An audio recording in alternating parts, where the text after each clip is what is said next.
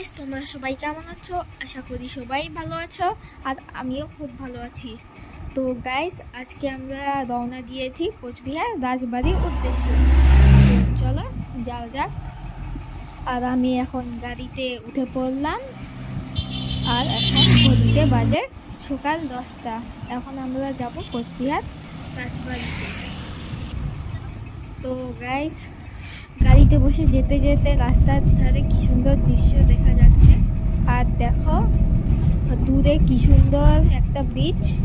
আর এবার আমরা একটা বাজারে চলে আসলাম। এই রাজবাড়ি আজ থেকে বহু বছরের পুরানো। অনেক বছর আগে যখন ভারত ইংরেজদের অধীনে ছিল, তখন কোচবিহার একটি স্বাধীন রাজ্য ছিল। তো গাইস, এখন আমরা প্রায় পৌঁছে গেছি। তো আমরা এখন পৌঁছে গেছি, আর আমিও এখন গাড়ি থেকে নেমে পড়লাম। আর এর পাশেই রয়েছে কোচবিহার রাজবাড়ি। এখান থেকে এখন আমরা কোচবিহার রাজবাড়িতে যাব। তো আমাদের আসতে আসতে প্রায় 2 ঘন্টা লেগে গেছে। তো গাইস, এটাই হলো কোচবিহার রাজবাড়ি। দেখো কি সুন্দর চারিদিক। এই রাজবাড়িটির সামনে ও পিছনে রয়েছে বড় বাগান, এবং এটি লন্ডনের বাকিংহাম প্যালেসের অনুকরণে বানানো।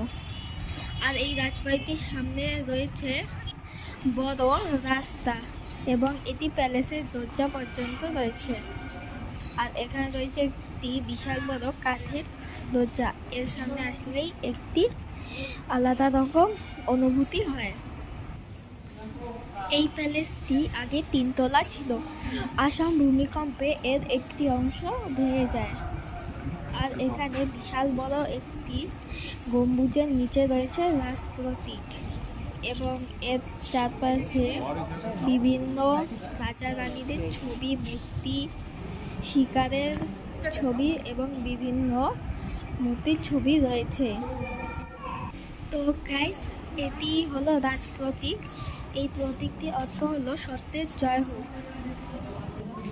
তো গাইস, ঘুরতে ঘুরতে এখন চলে এলাম রাজবাড়ির পিছনে।